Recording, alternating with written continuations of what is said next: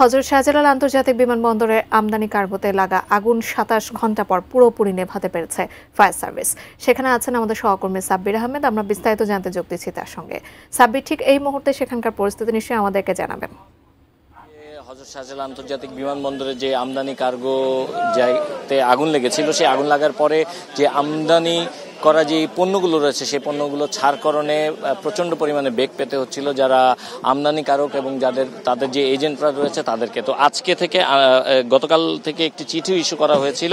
সেই চিঠিতে বলা হয়েছিল যে আজকে থেকে ৯ নম্বর যে গেট রয়েছে এই গেট দিয়ে বিভিন্ন যে পণ্য আমদানি করা যে পণ্যগুলো রয়েছে সেই পণ্যগুলো খালাস করা হবে এবং তার অংশ হিসেবেই কিছুক্ষণ আগে এই ১৭ তারিখে অর্থাৎ আগুন লাগার আগে যে পণ্যটি এসেছিল এই পণ্যটি মূলত যে কোনোভাবেই হোক এই পণ্যটি সেফ হয়ে গিয়েছিল। এই পণ্যটিতে আগুন লাগেনি, এটি যেই জায়গায় রাখা হয়েছিল সেই জায়গায় আগুন পৌঁছতে পারেনি। আর এ কারণেই এই পণ্যটি আজকে ছাড়করণ করা হয়েছে এবং তাদের যে নির্দিষ্ট এজেন্ট আছে সেই এজেন্টের মাধ্যমে এই পণ্যগুলো এই মুহূর্তে নিয়ে যাওয়া হচ্ছে সংশ্লিষ্ট যে কর্তৃপক্ষ তাদের কাছে। এবং কিছুক্ষণ আগে আমাদের সঙ্গে কাস্টমস হাউসের যিনি সহসভাপতি খায়রুল আলম ভূঁইয়া মিঠু তিনি আমাদের সঙ্গে আছেন।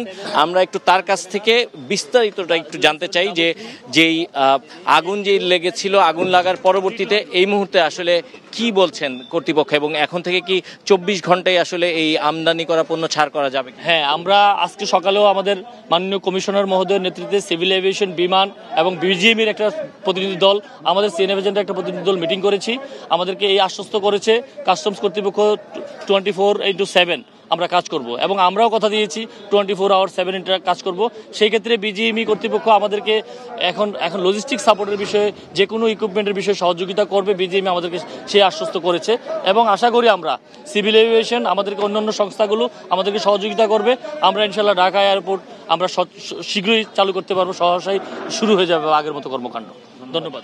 শুনছিলেন এবং আরেকটি বিষয় একটু জানতে চাই যে পণ্যগুলো আসলে ক্ষতিগ্রস্ত হয়েছে বা আগুনে পুড়ে যে পণ্যগুলো ক্ষতিগ্রস্ত হয়েছে সেগুলো ইনভেন্ট করা হবে, অর্থাৎ কি পরিমাণ পণ্য ক্ষতিগ্রস্ত হয়েছে সেই বিষয়টি নিশ্চিত হওয়ার পর সেই ব্যাপারে সিদ্ধান্ত নেওয়া হবে। তার আগ পর্যন্ত এখনো পর্যন্ত যে কনসাইনমেন্টগুলো বা যেই পণ্যগুলো আমদানি করে নিয়ে আসা হচ্ছে সেগুলো যথাযথ প্রক্রিয়া মেনে এইভাবে ছাড়করণ করা হবে এবং আজকে থেকে এই মুহূর্ত থেকে আনুষ্ঠানিকভাবে প্রথম ছাড়করণ করা পণ্য ছাড় করা শুরু হয়েছে। পর্যায়ক্রমে বাকি যেই পণ্যগুলো রয়েছে সেগুলো ছাড় করা হবে। এই ছিল এই মুহূর্তে এখান থেকে সবশেষ।